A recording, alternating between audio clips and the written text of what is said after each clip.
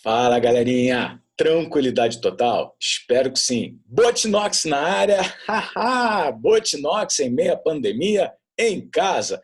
Beleza, galerinha? Ó, vamos lá, subindo mais uma aulinha aí, tá? Com relação à história da América, tá aqui, né? E nós vamos entrar hoje num assunto que é extremamente importante, extremamente, né, cobrado nos vestibulares, que é justamente a independência da América Espanhola. Beleza, pessoal? Então, nós vamos estar trabalhando aí nesse modelo de aulas, né, que a gente já vinha fazendo anteriormente, e a partir daí, né, vamos tocando aí o barco aí que, como a gente costuma dizer, né, vamos para cima que o foguete não dá ré. Beleza, pessoal? Então, nós vamos começar, né, a mais uma aulinha aí da América Espanhola, tá? Trabalhando vários conceitos, naturalmente fazendo, né, aquelas relações com a Europa, né, porque não tem como não fazer, tá? E, ao mesmo tempo, sempre que puder, sempre que dá, a gente também traz alguma coisinha para o Brasil, né? Fazendo aquele paralelo que eu costumo fazer com vocês, história geral, história da América, história do Brasil. Beleza? Então, vamos lá, se ajeita aí, se arruma, pega os slides, beleza? Pega o seu roteiro e vamos para cima. Show? Então, vamos lá, pessoal. A gente vai começar aqui a história da independência da América Espanhola, tá? Justamente a partir da segunda metade do século XVIII, beleza? Tá? Então, aqui, debaixo da janelinha, né, nós temos lá os vice-reinos, né? Beleza? Lá, a mais ao norte, em rosa, vice-reino da Nova Espanha, né? Capitania-Geral da Guatemala, depois, ó, Cuba lá, tá vendo? Né? Venezuela, Nova Granada, Peru, Chile, né? Olha lá, ó, Rio da Prata. Então, a partir daí, nós vamos perceber que o principal fator em destaque desse processo de independência da América Espanhola é justamente a fragmentação territorial. Beleza, gente? Entre vários outros aspectos aí que a gente vai estar trabalhando, tá? Então, para começar, qual era o contexto, né, da América na segunda metade, beleza? Tá? Na segunda metade do século XVIII, tá? Então, vamos lá. Qual é a relação junto à Espanha, né, de toda essa circunstância? Vamos lá. Primeiro, o que a Espanha está fazendo? Aumentando a cobrança de impostos, né, e o sistema de fiscalização cada vez mais rigoroso. Botino, vem cá, tem como você dar uma relembrada na gente como é que funcionava isso aí? Sim, galera. Porque se eu estou falando para você que a segunda metade do século XVIII é 1750 em diante, né? Então, se é nesse período, o que está valendo aí na América Espanhola é aquele modelo, né, extremamente burocrático que nós já passamos para vocês lá atrás, né? Ou seja, você tem uma casa de contratação, você tem, não é, toda a burocracia do Estado, né, espanhol em cima da América, né? Não só a casa de contratação, mas também o Conselho das Índias, né? Então, o que acontece aí? Você tem a ação dos vice-reis, né? Você tem a ação dos capitães gerais, né? Então, né, o sistema do Porto Único também. Então, a partir daí, essa máquina burocrática do Estado espanhol, ela sempre foi muito mais rigorosa do que a portuguesa, tá? E mais do que nunca, os impostos estão lá no alto. Beleza? Então, o primeiro ponto aí que a gente pode destacar com relação ao contexto da segunda metade do século XVIII na América Espanhola é justamente o aumento da cobrança dos impostos, né, e um sistema de fiscalização bastante rigoroso. Beleza? Ao mesmo tempo em que, vamos prestar atenção, ó, aumenta os impostos, né? A fiscalização ela é rigorosa, naturalmente traz todo um descontentamento, não é isso? Para esse, vamos dizer assim, americano e espanhol, tá?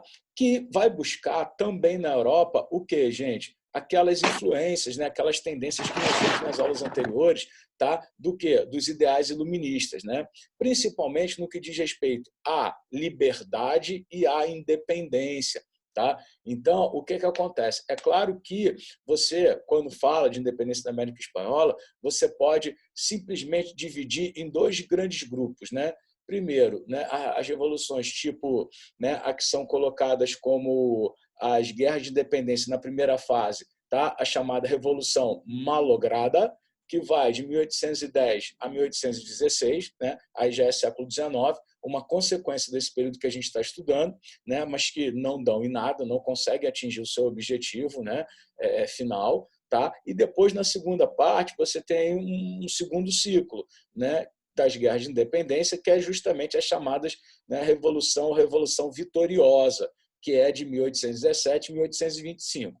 Agora, tirando o ciclo da Revolução Mal-Lograda e o ciclo da Revolução Vitoriosa, é claro que a gente consegue observar, né, outros movimentos, claro, de um caráter muito, vamos dizer assim, menor e até mesmo, vamos dizer assim, com inspirações lá nos povos pré-colombianos que valem a pena ser destacados e a gente vai destacar. Tá? Mas, nesse momento, o que acontece na segunda metade do século XVIII? Nós temos, então, portanto, esse novo conjunto, né, de ideias, enfim, que está sendo proposto pelos filósofos e, né, pensadores iluministas, né, que não serviram apenas para, né, a Revolução Inglesa, para a Revolução Industrial, para a Revolução Americana, né, para a Inconfidência, né, lá mineira, Conjuração Baiana, né, mas também estão influenciando, né, toda a América Espanhola. Tá? Então, nós vamos ver em que contexto e por quem que esses ideais estarão sendo, cara, quase que não sai,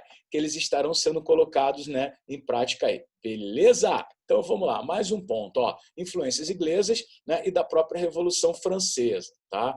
Então, a influência inglesa ela é muito importante. Por quê, gente? Porque, historicamente falando, a Inglaterra ela se opõe, né, no caso, à França, tá?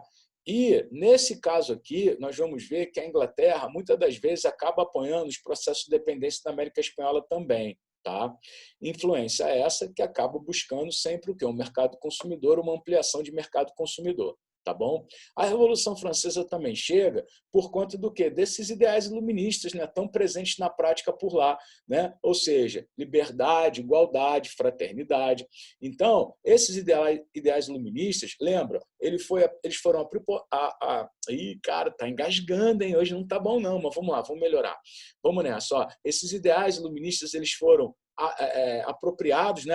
A burguesia se apropriou, a burguesia se apropriou desses ideais iluministas, né? E propôs as transformações na Europa, e não só na Europa, mas também, né, na América Portuguesa, né? Agora na América Espanhola, e a gente não pode esquecer do Haiti também, que ele é muito importante, que faz parte aí desse ciclo aí de independências, né, da América Espanhola. Tá? Então, a influência inglesa é importante, influência francesa também. Tá? Vamos lá, desenvolvimento do sentimento nacional e da frente, desculpa, à opressão metropolitana, né? Ou seja, com o passar do tempo, devido a esse aumento da cobrança dos impostos e, ao mesmo tempo, essa burocracia, esse sistema fiscalizador cada vez mais rigoroso, né? É mais do que natural que aquelas pessoas que estão sofrendo, né, toda essa influência, elas gritem, elas reclamem. Tá? Elas o quê? Busquem, né, o sentimento de pertencimento, né, àquela localidade, aquela terra ali, né, contrário justamente a essa opressão metropolitana. Mas eu queria abrir um parêntese aqui, porque, gente, eu estou falando tudo isso, né, subentendendo que você fixou bem, né, naquela aula de administração, né, da América Espanhola, né, da burocratização da América Espanhola, qual é a posição, por exemplo, dos chapetones e dos, né, criolhos nesse processo. Tá? Então, por exemplo, os chapetones, né, nunca é demais lembrar, eles eram espanhóis, nascidos, né, claro, na Espanha, e que foram para a América exatamente para serem os olhos do rei, ou seja, para serem os administradores reais, lembra? Né? Então, o vice-rei nos vice-reinos e os capitães gerais nas capitanias. Né? Então, os vice-reis, os chapetones, eles representavam o poder central, né? Eles representavam o poder metropolitano. Agora, você viu também que nasceu nessa América aí, né, espanhola, beleza? Uma elite local, isto é, uma elite nascida na América, que com o passar do tempo ela tendeu a se fortalecer. E eu vou te dizer, a partir de que momento, então, né, os criolhos eles começam a buscar algo mais, até porque você sabe que eles compunham os chamados cabildos, né? Então, o cabildo era um órgão de administração local, tá certo? Então, eu já estou te dando prévias do que será o movimento por independência, né? Por quê? Porque o criolho, gente, é um cara da elite, né, espanhola aí na América, ou seja, já nascido na América, onde só tinha, né, a chance, o poder, né, a autoridade de ação, politicamente falando, no âmbito local. Então, para o criolho conseguir ascender, politicamente, conseguir ter uma liberdade mais ampla, não é? Ele tinha, de certa forma, né, claro, vê se entendo o que eu vou falar, se ver livre dos chapetones, que representavam, então, portanto, o poder metropolitano e eram, né, a mais alta autoridade na colônia, certo? Então, esse debate aí, pessoal, é um debate muito importante, é um debate que nós vamos ver, que nós vamos ter que, né, conversar sobre isso, tá certo? E aí eu puxo o próximo ponto, né, que são as inquietações entre populares, claro, frente à administração metropolitana, e, naturalmente, isso que eu acabei de falar, que é a inquietação, desculpa, né, o clima tenso, vai, né, entre crioulos e chapetones, né? Chapetones, naturalmente, representando os interesses metropolitanos, né, e os crioulos aí representando, né, os seus interesses locais, certo? Então, vai haver, de acordo com aquele esquema, aquele mapa mental, lembra que eu mostrei para vocês, né, fortes tensões em meio a essas inquietações entre chapetões e crioulos, que no momento adequado eu vou mostrar para vocês, ok? Só que eu queria voltar mais um pouquinho, gente, nessa inquietação popular e tentar, né, fazer com que você entenda da onde vem determinadas circunstâncias que a gente consegue observar, né, dentro do processo de dependência da América Espanhola. Tá? Então, o que acontece aqui? Vou ver se eu mexo um pouco na janela, não sei se ela mexe para vocês, mas eu vou tentar. Ó. Inquietações populares e exploração metropolitana. Aí vai surgir, gente, né, o nome de na verdade, o último imperador inca, né, que é o Tupac Amaru ou Tupac Amaru, beleza? Tá? E isso vai estar mais presente aonde? No vice-reino do Peru, até por conta, né, da história dos povos pré-colombianos. Tá?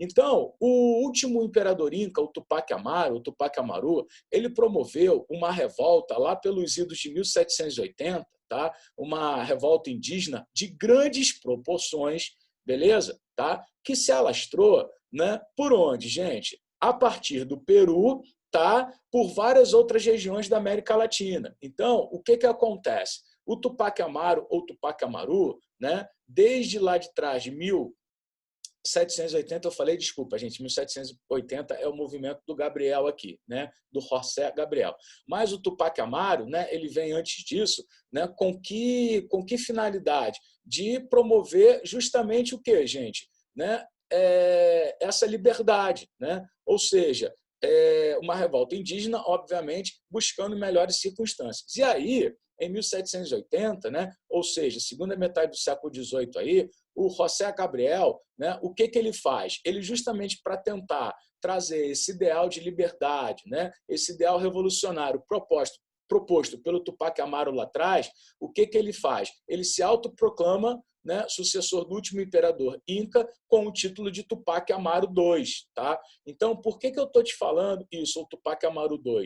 Porque esse termo aí, esse nome, esse movimento, ele já apareceu em provas do vestibular. Tá bom, gente? Então, a partir daí, nunca é demais a gente, né, ressaltar essas características para vocês, tá bom? Do que seria o Tupac Amaru, né, e o movimento Tupac Amaru II, né, o Tupac Amaru II, tá? Proveniente do Peru, né, simplesmente traduzindo esse ideal, né, de liberdade, né, o ideal revolucionário e tudo mais, tá? Agora, é claro que preocupa, né, a metrópole Espanha, exatamente por quê? Porque o Peru era um grande centro minerador, certo? O Peru era um grande centro minerador.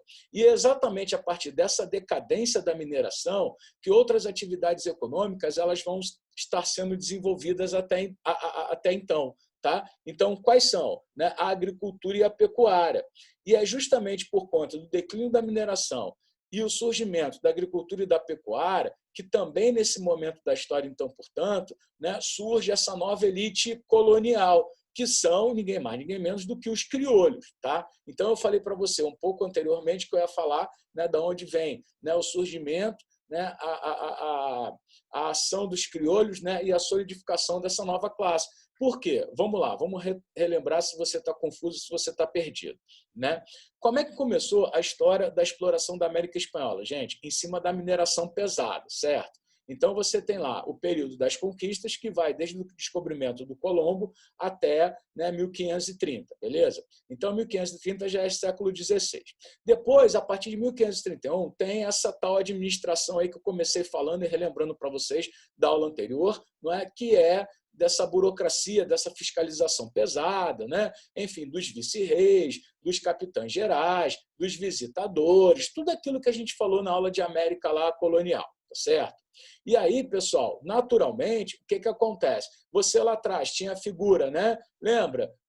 Antes mesmo, né, dessa questão da burocracia pesada, mas do encomendeiro, né? Ou seja, da encomenda, né? A partir de lá também a gente consegue relacionar, né, com a forma do trabalho compulsório, por intermédio do sistema de mita, tudo mais. Então, lá no Peru, você tem inicialmente, né, essa tentativa da abolição do sistema de mita, né, do trabalho, né, meio que obrigatório, né, não é obrigatório, é compulsório, agora, né, mas que já traduz esses ideais de revolucionários, né? Então, nesse primeiro momento, você tem, dentro desse esquema aí, né, um processo revolucionário de contestação à autoridade. Então, é isso que eu estou tentando te mostrar no que seria o Tupac Amaru, ou Amaru, Tupac Amaru II.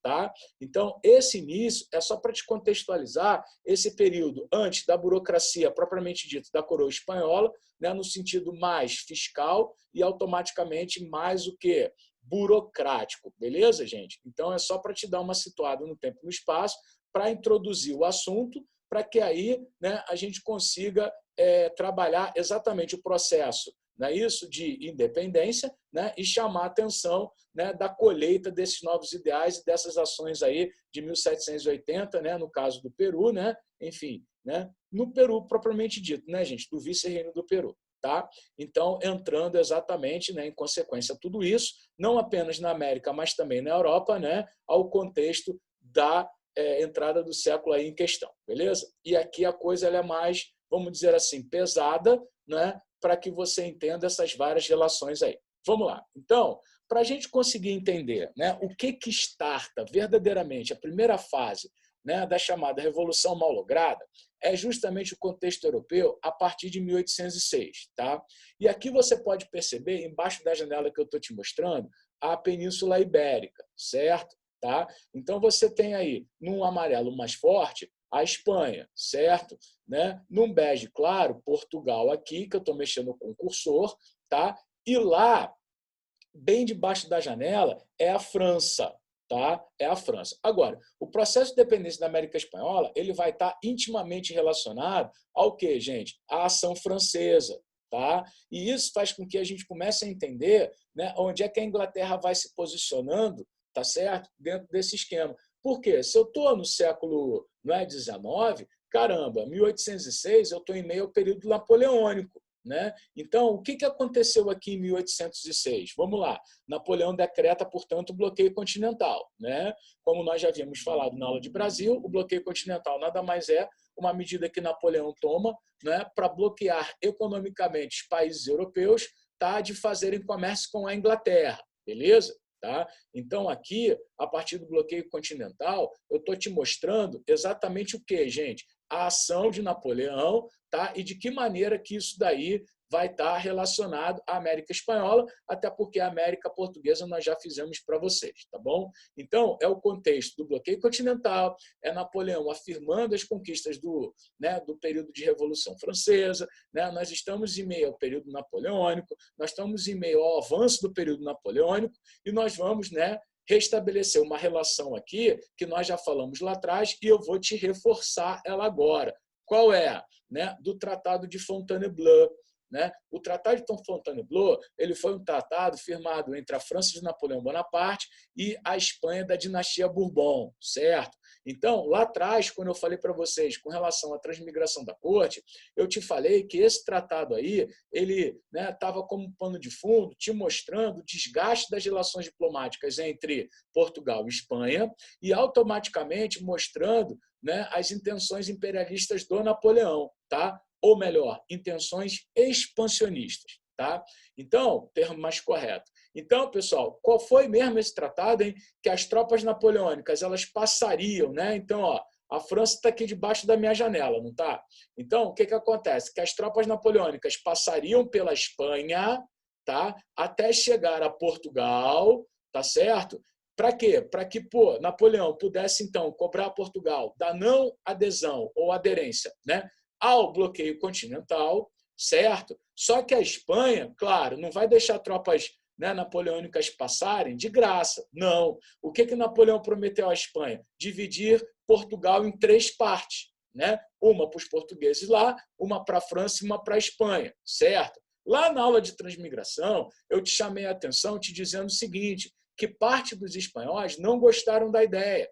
Parte dos espanhóis tinham medo de que Napoleão, né, simplesmente não passasse, mas que Napoleão se estabelecesse, né? E eles tinham razão, porque é isso que vai acontecer, né? No ano de 1808, o que acontece? O Napoleão invade propriamente dito a Espanha, não é? E o que vai fazer? Vai promover exatamente a abdicação do rei espanhol Carlos IV, né, de Bourbon, tá? Aí assume o Fernando VII, também de Bourbon, só que o Napoleão, o que ele vai fazer? Ele vai depor o rei espanhol. Aí, pessoal, para tudo, que aqui chegou no ponto mais importante, porque a partir do momento em que Napoleão Bonaparte invade a Espanha e não simplesmente se preocupar em passar, o que ele faz? Ele vai pressionar de tal forma a dinastia dos Bourbon, onde Carlos IV se acovarda, não é? Simplesmente abdica em prol do Fernando VII,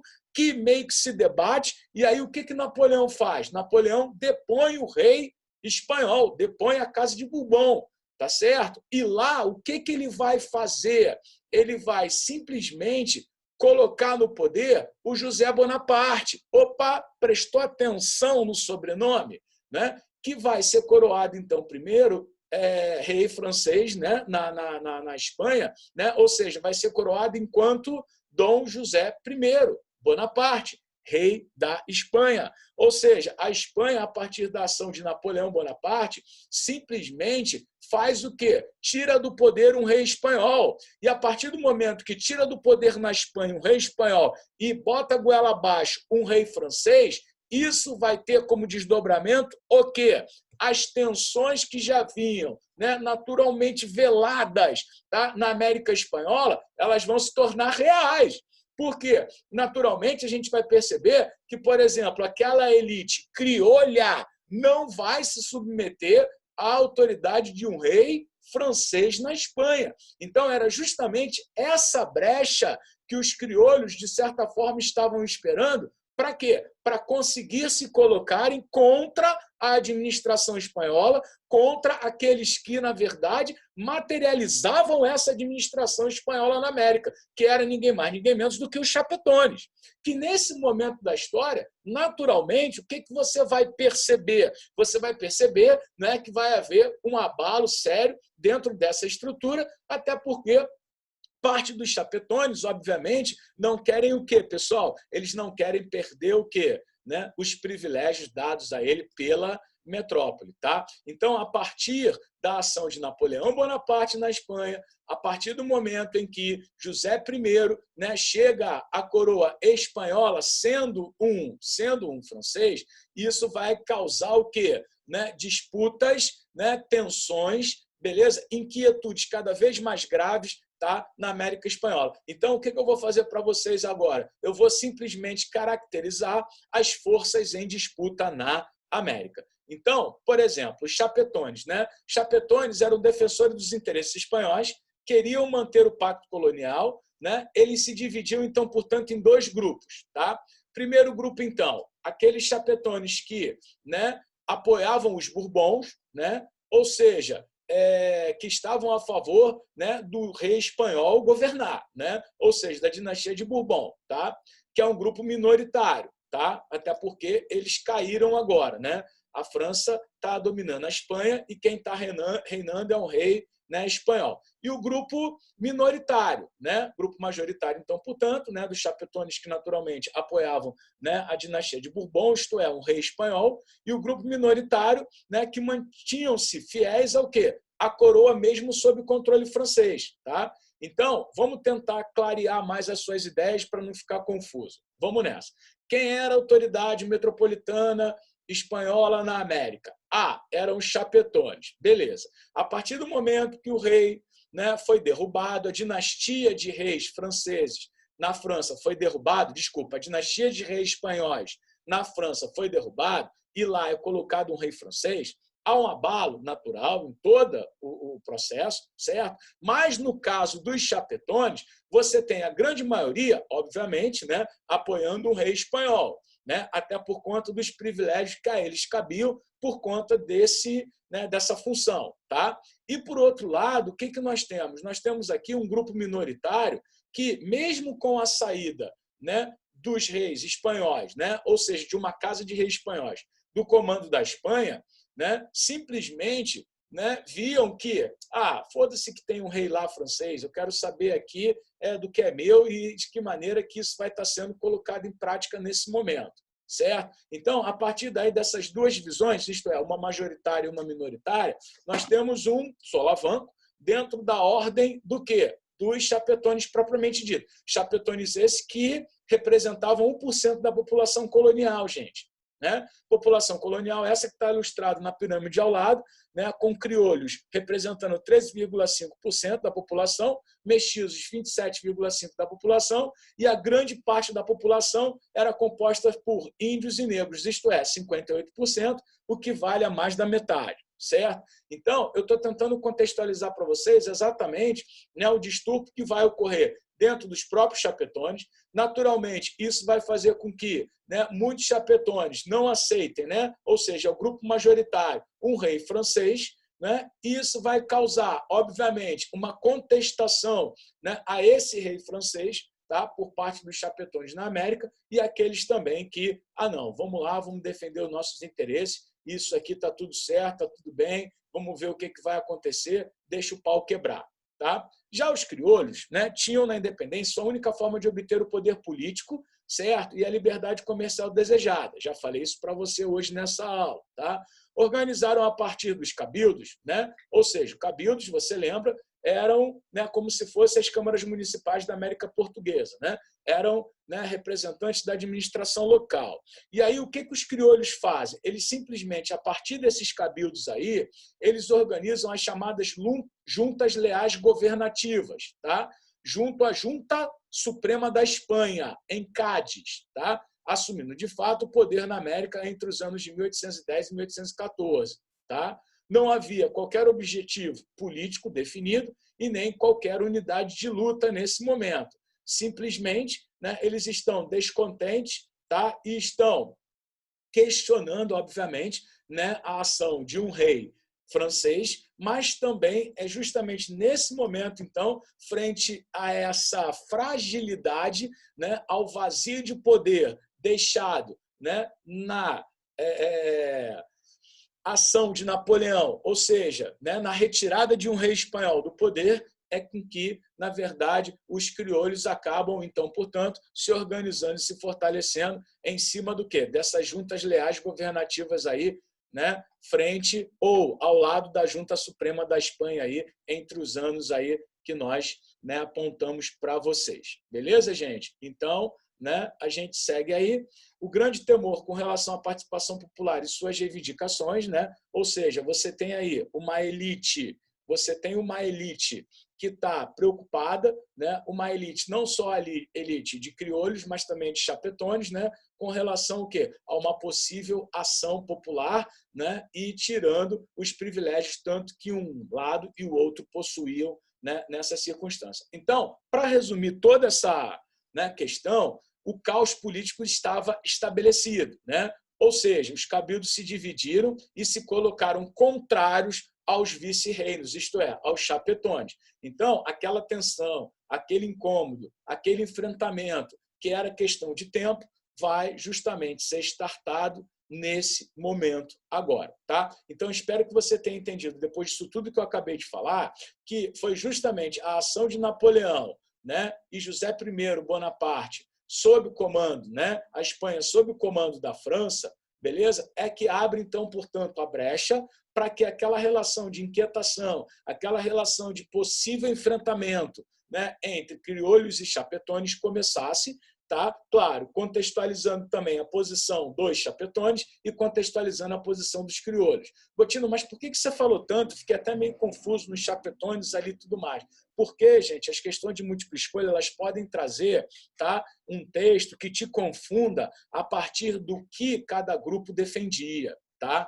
Então, por exemplo, se eu tenho chapetones, os chapetones na sua maior, né, parte, na sua maioria, defendiam, né, a dinastia dos Bourbon, ou seja, do rei espanhol? Não, né? Você tem a maioria sim, mas uma minoria que tá tudo bem, tá, vamos tocar. Tudo bem, está lá um francês, mas vamos tocar. Tá? Então, isso tudo não é para te confundir, é simplesmente para te ajudar a entender, né, caso venha uma questão, vamos dizer assim, de múltipla escolha mais robusta. Tá? Então, aqui, gente, a gente dá início exatamente o quê? A primeira fase das guerras de independência, tá? Chamada de Revolução Malograda, tá? Entre os anos de 1810 e 1816. Tá? E, para isso, o que eu vou fazer? Eu vou te dar alguns exemplos. Né? Primeiro, o México, levante indígena em grandes proporções, liderados por quem? Pelo Miguel Hidalgo, que está aí na imagem, tá? E pelo padre Morelos, beleza?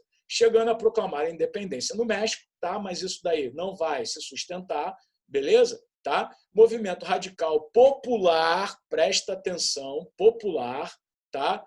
Propôs reformas sociais, o fim da servidão indígena e a igualdade entre os cidadãos, né? O que uniu chapetones e crioulos contra o processo. Tá? Então, contra que processo? Promovido pelo Miguel Hidalgo e pelo padre Morelos. Tá? Então, é uma questão interna no México que, né, traduz aquela preocupação anterior, tanto de chapetones quanto de crioulos, que, frente ao contexto europeu, né, do rei francês mandando na Espanha, né, que, né, a população pudesse se colocar, não é isso? Esses levantes populares ocorressem, contrários, então, portanto, a quem? Né? A chapetones ou a crioulos. Beleza? Então, aqui nós temos crioulos versus chapetones, um conflito de ordem política, né, em cima das elites coloniais. Aqueles espanhóis nascidos na América que detinham o poder central e aquela verdadeira elite colonial, né, nascida na América, que detinha o poder local, certo?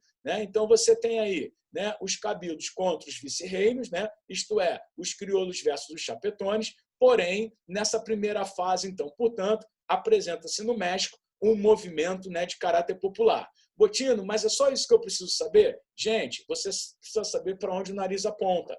Então, não adianta também querer cavar muito. Por quê? Porque há muita coisa você não dá conta. Então, o que eu decidi fazer? Né? Te apontar exatamente na direção do quê, gente? Né? Dos movimentos, daquilo que tem mais importância, em cima dos seus, né, nomes principais. Porque, a partir daí, você consegue, frente a uma questão objetiva, se virar bem. Tá, gente? Então, esse foi o caso do México. Agora, quem vem? Agora vem o Paraguai. Tá? Só que o Paraguai, a situação já é diferente. Por quê? Lembra que eu falei anteriormente, né, no México que era um levante popular? Aqui não. Aqui é um criolho, tá?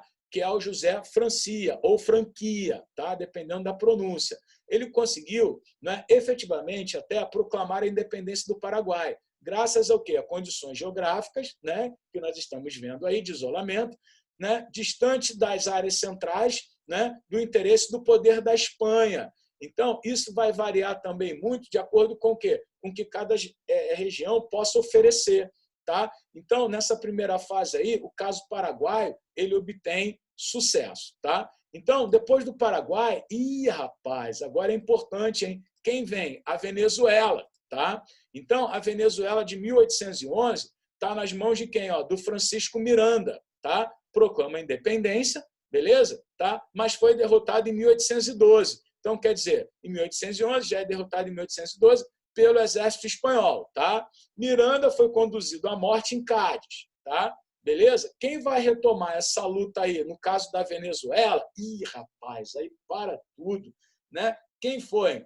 O libertador, né? Ninguém mais, ninguém menos do que o Simão Bolívar. Tá? E aí nós temos que falar bastante a respeito do Simão Bolívar. Tá? Em 1813, porém, nessa primeira parte, aí, nesse primeiro momento, sem sucesso. Tá legal? Então, a Venezuela, gente, ela é importante por conta do quê? Do Bolívar. Tá? Então, é legal a gente trabalhar isso daí, nós vamos estar conversando. Ok? Então, eu estou falando para vocês, olha lá, 1810, 1811, 1812. Só que a gente não pode perder, né, o quê, gente? Aquela visão do todo que eu gosto que você tenha. Por quê? Porque em 1814, 1815, vai vir o quê, gente? O Congresso de Viena. Então, o que você está percebendo? Você está percebendo que Napoleão Bonaparte vai sair de cena, tá? E a partir do momento em que Napoleão Bonaparte sai de cena, o Congresso de Viena ele vai buscar o quê? A restauração, né, que nós já conversamos lá atrás. Ou seja, a restauração nada mais é, né, do que restaurar as monarquias depostas em meio à ação de Napoleão, certo? Então, com o Congresso de Viena, o José Bonaparte, né, o José I Bonaparte, né, francês, rei na Espanha, ele é deposto, certo? Que é esse rei aí que está na tua janela aí, ó, do teu lado esquerdo, certo? E aí, o que o Congresso de Viena ele faz? Ele reconduz ao trono da Espanha, né, a dinastia de Bourbon, na figura do rei Fernando VII, certo?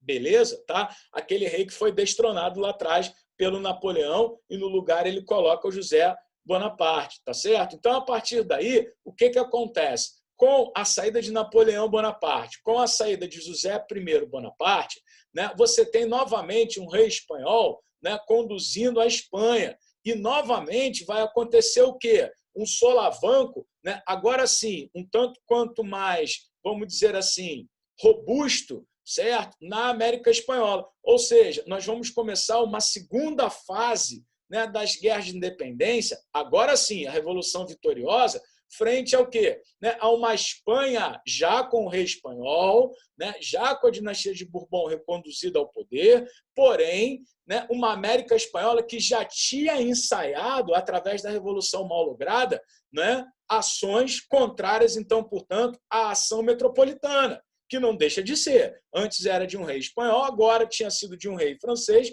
e volta para as mãos de um rei espanhol. Tá? E algo que, né, nos mostra já o 1815, essas tendências aí, né, de se promover o processo de independência da América Espanhola, né, de se tentar promover uma unidade, enfim, né, frente ao domínio espanhol, e que anteriormente, né, há pouquinho tempo, estava sob domínio francês, né, em 1815, nós temos o quê? A chamada Carta da Jamaica. Tá? Dentro da Carta da Jamaica, na verdade, você já tem o Bolívar aí, né, tentando propor o quê? Né, uma ideia de confederação hispano-americana, né? Ou seja, de promover uma unidade. E a gente vai perceber em que bases que o Bolívar propõe isso daí. Tá? Mas é importante você saber que a Carta da Jamaica ela é de 1815, né, reforçaria, né, a religião católica, o idioma espanhol e tudo mais, mas também essa ideia de independência frente ao jugo metropolitano espanhol, né, e, ao mesmo tempo, né, uma América voltada, né, para essa verdadeira elite aí, né, que está na América nesse momento. Tá bom? Então, não esqueça, até porque em vestibulares eu já vi, até em questão específica, por exemplo, você ter, né, a Carta da Jamaica ela sendo relacionada, né, com várias outras circunstâncias, né, que a gente vai ver por aí. Tá? Então, pessoal, é importante você guardar que a Carta da Jamaica ela datou de 1815. Tá? E quando for interessante, eu faço novamente, né, a ponte com ela aí. Fica tranquilo que a gente vai falar sobre ela quando a gente for, né, passar pelo Congresso do Panamá aqui, tá bom? Então fica tranquilo, mas essa relação ela é estabelecida, tá? Entre a Carta da Jamaica, né, o Congresso do Panamá e também com a história do Brasil. No momento adequado eu relaciono para vocês, tá? Então vamos lá, pessoal. Seguindo então, a gente entra na segunda fase, né, que é a Revolução Vitoriosa, beleza? Ó, 1817, 1825, tá? E agora a gente já consegue indicar para vocês 3 fatores que, ou seja, 3 razões para o sucesso, tá? Para o sucesso exatamente do quê? Né? Do processo de independência da América Espanhola, tá? Então, primeiro, a elite crioula, ela se uniu, tá? Assumiu o controle de seus respectivos países, fazendo o mínimo de concessões aos setores populares, tá? Então, o que a gente percebe? Que o movimento de independência da América Espanhola, que acaba se sagrando, né, vencedor, ele tem uma participação aí, né, da elite. Tá? Em determinados lugares, você consegue observar também a participação de populares. Tá bom? Então, no primeiro momento, a gente consegue perceber que há né, a união dessa elite crioula, né, os crioulos, né, a gente não pode deixar de lembrar, né, eles compunham os cabildos que se organizaram naquelas juntas, lembra? Então, a partir daí, a gente consegue perceber esse primeiro fator. Segundo fator, né, a Espanha entre os anos de 1820 e 1823, né, agitações revolucionárias frente às chamadas, né, revoluções liberais, tá bom? Marcelão vai entrar nisso aí, tá? Mas o caráter liberal ele está pesado aí na Espanha nesse momento, beleza? Então, naturalmente, isso fortalece os ideais de independência lá na América, tá? Ou aqui na América. A Inglaterra apoiou economicamente e militarmente os crioulos, certo? Desejando ampliar, como eu já havia dito lá atrás, no início da aula, né, na apresentação do tema para vocês, né, os seus mercados consumidores e as áreas de influência, tá? Beleza? Então, a partir daí, a gente consegue perceber que o processo ele vai ganhar corpo, porque a partir de agora você vai ter uma elite, né, que pensa, uma elite que tem condições financeiras, né, e de se articular para promover esses tais movimentos.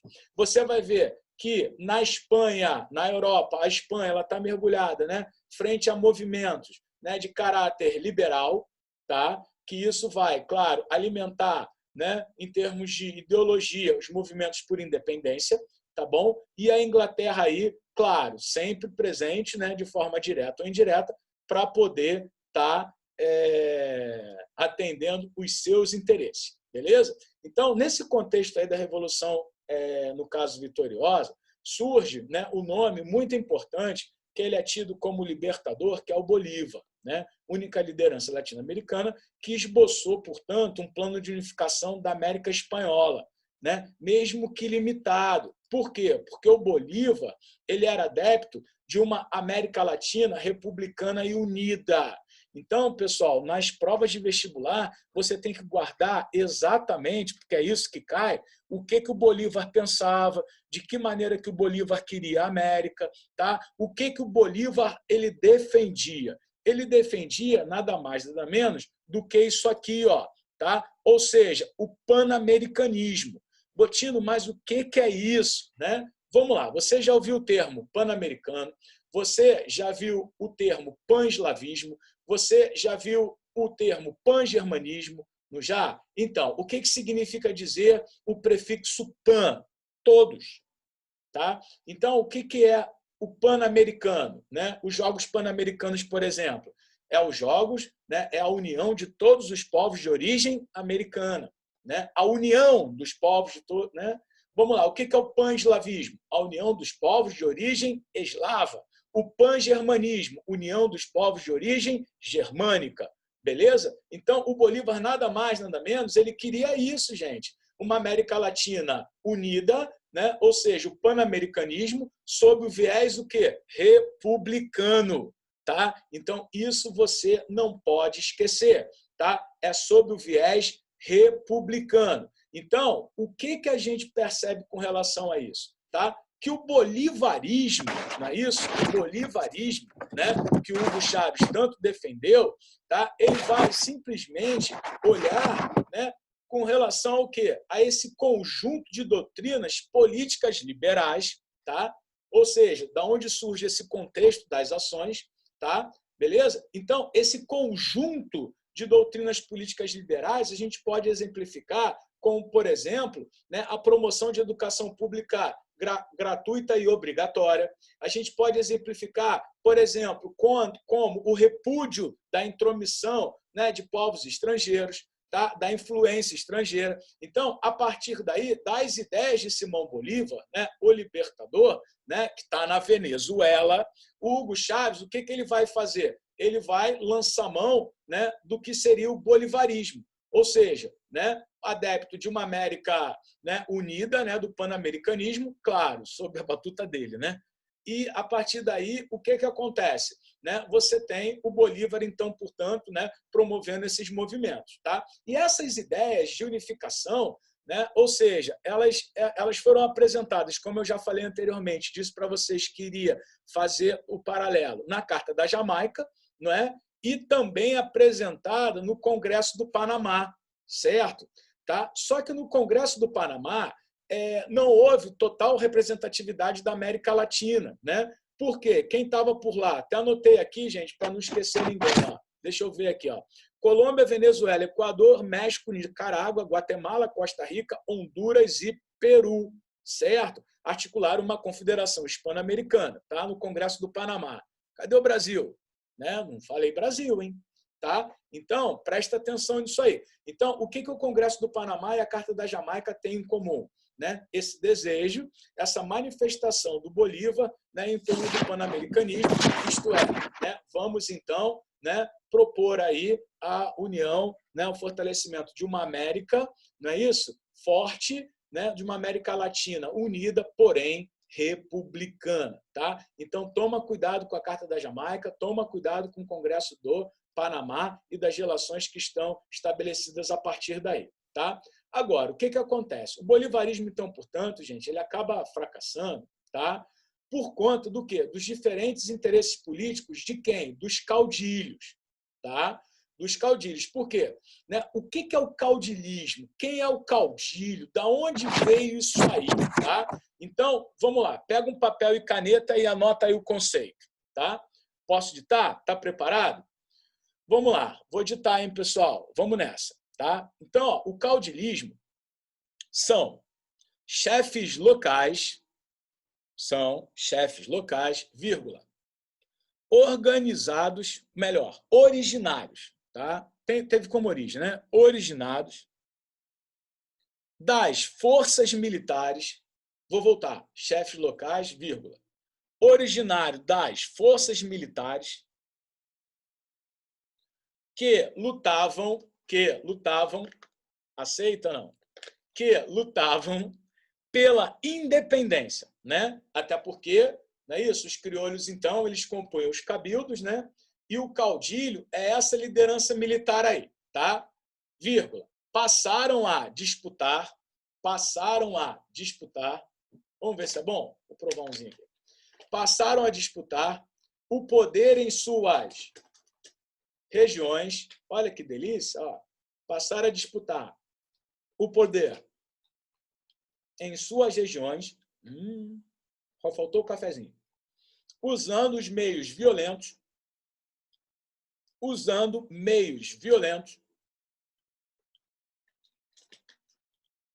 e produzindo um quadro de anarquia e estabilidade política, tá?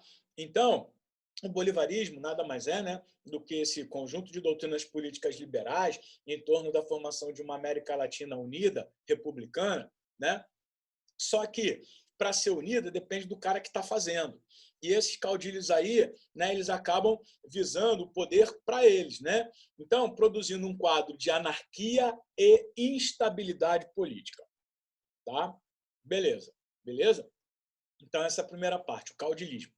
Atenção, o caudilismo é um fenômeno exclusivo da América Espanhola. Vou voltar. Caudilismo é um fenômeno exclusivo da América Espanhola.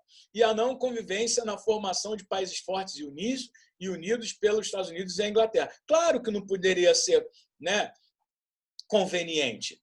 Nunca. Porque a partir do momento que você tem, né, países fortes, unidos, né, fudeu. Por quê? Não, né, conseguiria, então, portanto, Estados Unidos e Inglaterra entrarem, né, com as suas, né, influências aí, busca por mercados consumidores. Tá? Então, cuidado com isso, que isso é importante. A gente não pode perder esse slide e esse conceito aí que eu apresentei para vocês, tá? Quem é esse cara aí agora? Ele é meio esquisitão, né? Com o que ele parece, gente? Sei lá, né? Parece com alguém aí, cara, não sei. Quem é a figura? É o José de San Martín, ou José de San Martín, né? Então as pessoas nunca sabem como pronunciar San Martín, né? Eu, por exemplo, moro na rua Engenheiro San Martín. E aí? Engenheiro San Martín, né? Enfim, o San Martín ou San Martín é tido como pai da pátria para os argentinos, tá? Só que o que acontece, gente? O San Martín, ele defendia uma América Latina forte, como Bolívar defendia, né? E unida também, como Bolívar defendia. Porém, né? O San Martín, ele defendia uma monarquia constitucional. O Bolívar defendia o quê? República, tá, gente? Então, aqui está a grande diferença. Ambos defendem a América Latina forte e unida. Porém, o Bolívar quer o quê? República. E o San Martín, monarquia constitucional, beleza? Tá? Então, nós já passamos dos 40 minutos, mas nós já estamos próximos do fim, tá bom, gente? Vamos lá.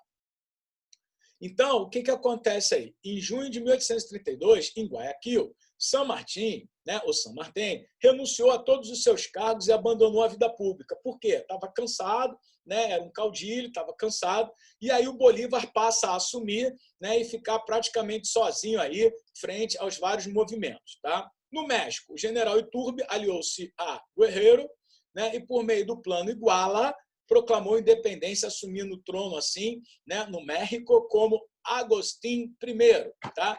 Botinão, beleza, que merda é essa aí de Plano Iguala? Copia. Vamos lá. Plano Iguala estabeleceu, melhor, vamos lá, estabelecia, vou comer mais um chocolate, estabelecia a igualdade de direitos, entre criolhos e espanhóis. Aí dá para entender essa monarquia constitucional aí, né? Então, estabelecer a igualdade de direitos entre criolhos e espanhóis, vírgula. A supremacia do catolicismo,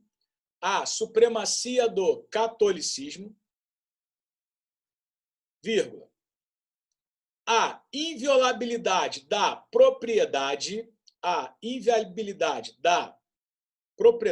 inviolabilidade, ou seja, ela não pode ser violada, tá? Inviolabilidade da propriedade e um governo monárquico, tá? Inviolabilidade significa dizer que a propriedade não pode ser violada, tá? Então, beleza, aí dá para entender isso daí, tá? Então, já ditei para vocês o que foi o Plano Iguala. 1824, levante republicano derrubou a monarquia do general Guadalupe, tornou-se o primeiro presidente mexicano, tá? Então, o que acontece?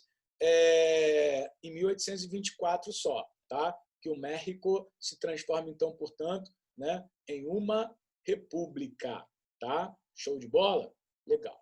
Vamos lá, seguindo aí, pessoal, já próximo do fim, né? A gente vai ver aqui agora exatamente a fragmentação territorial, né? Devido às várias independências que ocorrem. Então, no mapa aí, na sua mão esquerda, tá como era, e o do lado como ficou, tá certo? Então, por exemplo, ó, vamos lá, né? Pegando os vice-reinos aqui. O vice-reino do Prata deu origem a Argentina, Uruguai, Paraguai, tá?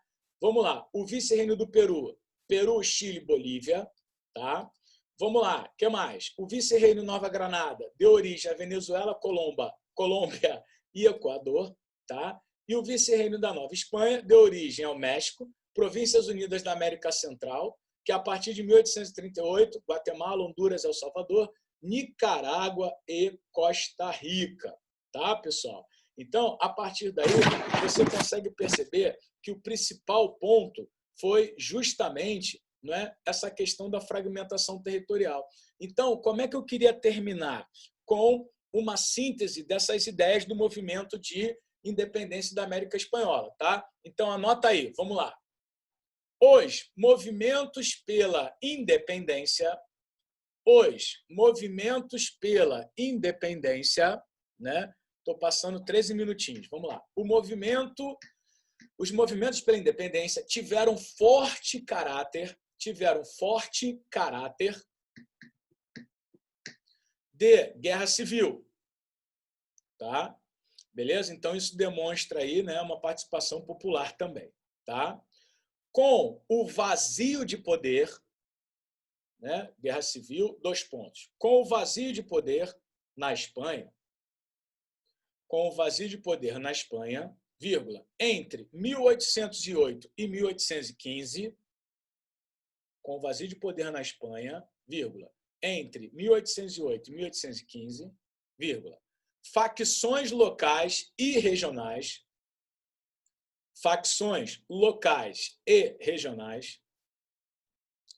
lutaram aguerridamente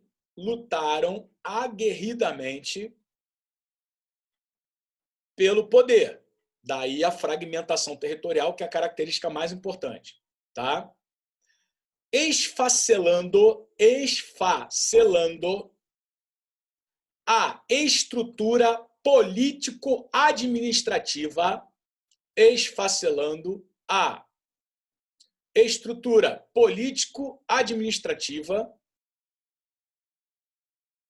dos vice-reinos e das capitanias gerais. Tá? Então, pessoal, foi dessa forma, então, portanto, não é isso? Que os vários movimentos por independência da América Espanhola, eles ocorreram, certo? Tá? Só que tem circunstâncias aí que a gente não pode esquecer, tá bom? Não podemos esquecer do que o Bolívar fez, do que ele queria, das relações que foram estabelecidas. Não podemos esquecer do San Martín ou São Martin, tá? Não podemos esquecer, né, da principal questão, que é a fragmentação territorial e de um fenômeno que foi específico, exclusivo da América Espanhola, que é o caudilismo, tá? E que agora, no século XIX, né, que agora no século XXI, né, a gente consegue ver os chamados novos caudilhos, tá? No final do século XX, tá? E no século XXI. Então, o que eram os caudilhos? Né? Eram chefes políticos locais que faziam valer do seu poder, da sua influência frente a essa população, para poder atingir o que eles bem entendessem. Tá? Então, o caudilismo é um fenômeno característico da América Espanhola, né? Ou seja, que ajuda a gente a entender a composição dos vários países que formam a América Latina, tá certo? E com relação à política contemporânea. Então, portanto, você pode e você vê essa, né, questão aí dos chamados novos caudilhos, né, principalmente na ação do Hugo Chávez, uma série de circunstâncias, né, que provém da Venezuela, e perante a tudo isso a gente consegue entender o bolivarismo, a gente consegue entender, né, essas relações internacionais do século XXI, do século XX e XXI. Tá? Espero poder ter te ajudado, né, galera? Tem aí o roteiro, tem os slides da aula, né, tem a aula gravada, tem o livro, tem as atividades, tá certo? Então, a parada é essa, não deixa a peteca cair, estude sempre, estude para sempre. Legal, gente?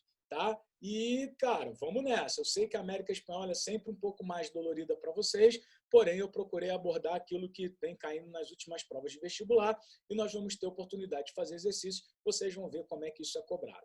Tá bom, gente? Não esmoreça. Força, coragem, determinação. Legal? Te espero na tutoria. Show de bola? Tá? Vamos para cima que definitivamente foguete, não dá ré. Um beijo. Papai do céu abençoe a todos. Valeu!